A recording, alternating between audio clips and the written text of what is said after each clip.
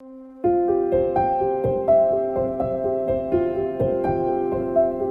like to call myself the academic entrepreneur.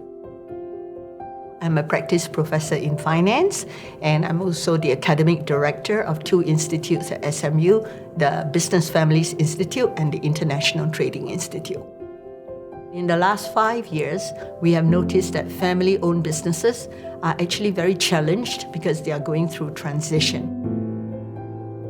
When you look at family-owned enterprises, it's not just about the money. And so we are starting to see that a lot of them are challenged about looking at things like family dynamics and how to transfer not just the wealth, but the business from one generation to another. In our first research that we look at succession, we were shocked that 2/3 of the families will be encountering succession in the next 5 years. And the data actually told us that they have not started planning.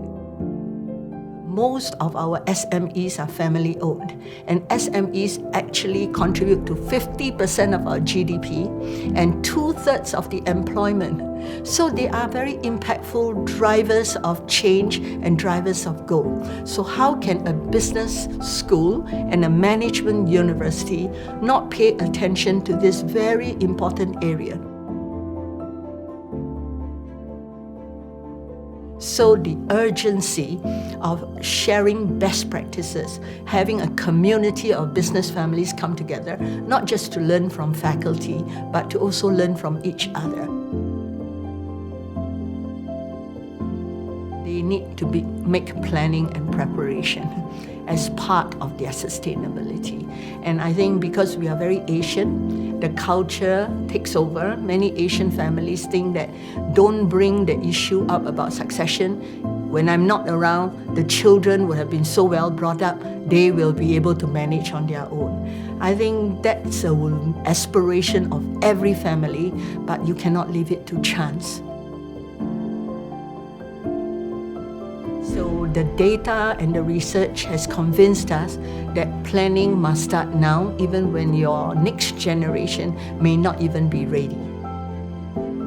You must also be as fair to non-family as family members, because no one family has a monopoly on talent. Sustainability of a business sometimes requires you to make difficult decisions, like not everybody should have equal share. The most capable person should be the one to lead, and all the other family members must be willing to wait for a longer term return on investment, but to be fully behind the family-owned enterprise to ensure that it succeeds. So having the Business Families Institute allow us to curate, come together, and come up with a set of programs and courses that we can also use not just for family members, but also for advisors. Because many times you don't listen to the members of your family.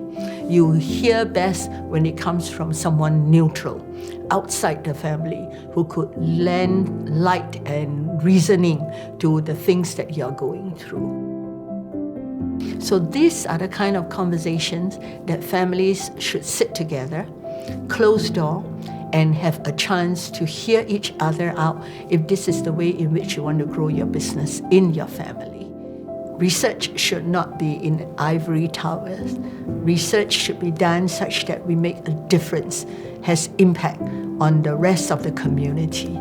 And I think that's why, that's what's keeping us going every day, because research in a way is the lifeline of every faculty.